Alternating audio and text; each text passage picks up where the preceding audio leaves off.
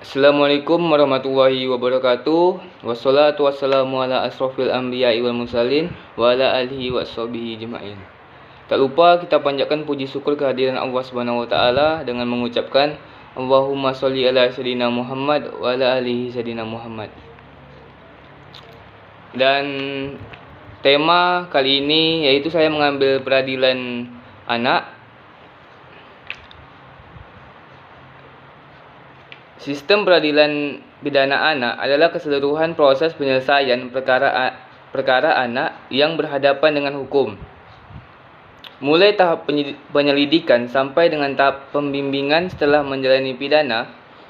Sistem peradilan pidana anak di dalamnya ada anak yang berhadapan dengan hukum, anak yang berkonflik dengan hukum, anak yang menjadi korban tindak pidana, anak yang menjadi saksi tindak pidana, dan semua yang berhubungan dengan sistem peradilan pidana anak. Anak di sini adalah anak yang berumur di bawah 18 tahun.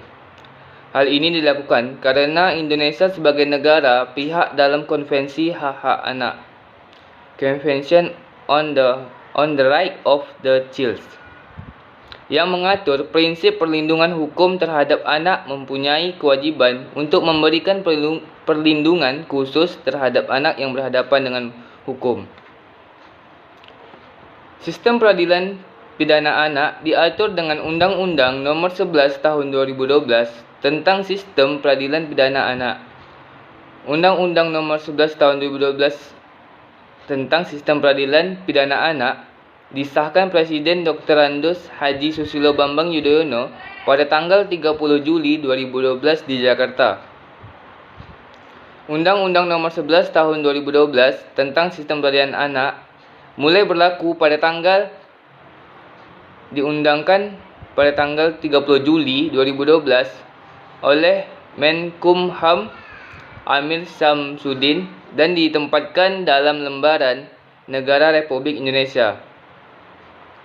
Penjelasan atas Undang-Undang Nomor 11 Tahun 2012 tentang Sistem Peradilan Pidana Anak ditempatkan dalam tambahan Lembaran Negara Republik Indonesia Nomor 5332. Agar seluruh rakyat Indonesia mengetahuinya, Undang-Undang Nomor 11 Tahun 2012 tentang Sistem Peradilan Pidana Anak mencabut Undang-Undang Nomor 3 Tahun 1997 tentang Pengadilan Anak, Lembaran Negara Republik Indonesia tahun 1997 Nomor 3, tambahan Lembaran Negara Republik Indonesia Nomor 3668, yang melatar belakangi pertimbangan penertiban Undang-Undang Nomor 11 Tahun 2012 tentang Sistem Peradilan Pidana Anak adalah: yang pertama yaitu bahwa anak merupakan amanah dan karunia Tuhan Yang Maha Esa yang memiliki harkat dan martabat sebagai manusia seutuhnya. Yang kedua yaitu bahwa untuk menjaga harkat dan martabatnya, anak berhak mendapatkan perlindungan khusus, terutama perlindungan hukum dalam sistem peradilan. Yang ketiga yaitu bahwa Indonesia sebagai negara pihak dalam Konvensi Hak-Hak Anak yang mengatur prinsip perlindungan hukum terhadap anak yang mempunyai kewajiban untuk memberikan perlindungan khusus terhadap anak yang berhadapan dengan hukum. Yang keempat yaitu bahwa Undang-Undang Nomor 3 Tahun 1997 Pengadilan Anak sudah tidak sesuai lagi dengan perkembangan dan kebutuhan hukum masyarakat karena belum secara komprehensif memberikan perlindungan kepada anak yang berhadapan dengan hukum, sehingga perlu diganti dengan undang-undang yang baru. Yang kelima bahwa berdasarkan pertimbangan yang dimaksud dalam yang pertama, kedua, dan ketiga maupun keempat, perlu membentuk undang-undang tentang sistem peradilan pidana anak. Dasar hukum Undang-Undang Nomor 11 Tahun 2012 tentang Sistem Peradilan Anak adalah: yang pertama yaitu Pasal 5 Ayat 1, Pasal 20 Ayat 2 8B, Ayat 2, Pasal 28G, Pasal 28I Undang-Undang Dasar Negara Republik Indonesia tahun 1945.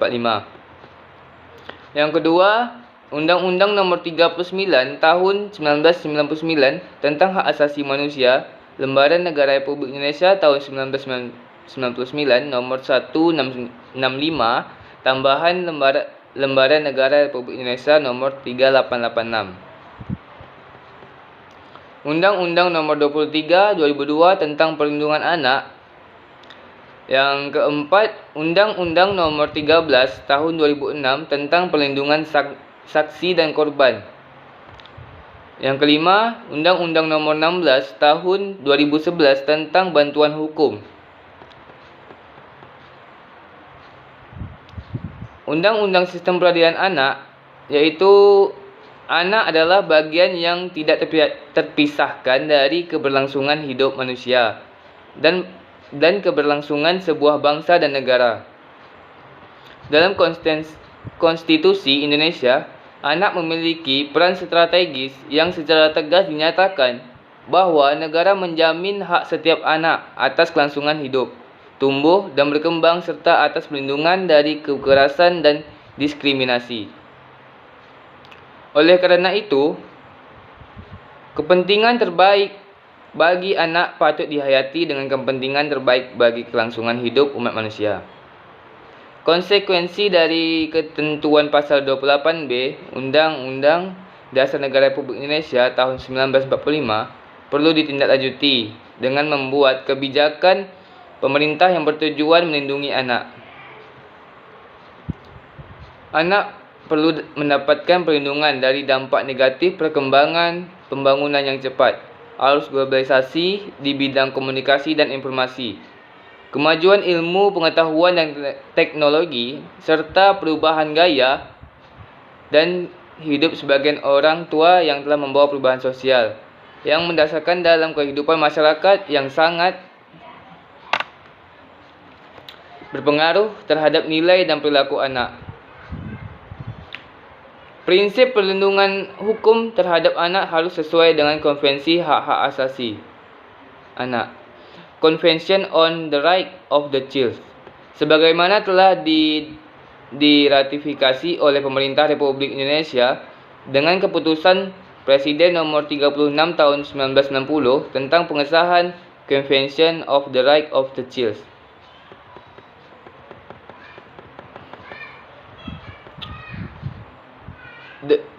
Penyusunan undang-undang ini merupakan penggantian terhadap Undang-Undang Nomor 3 Tahun 1997 tentang Pengadilan Anak.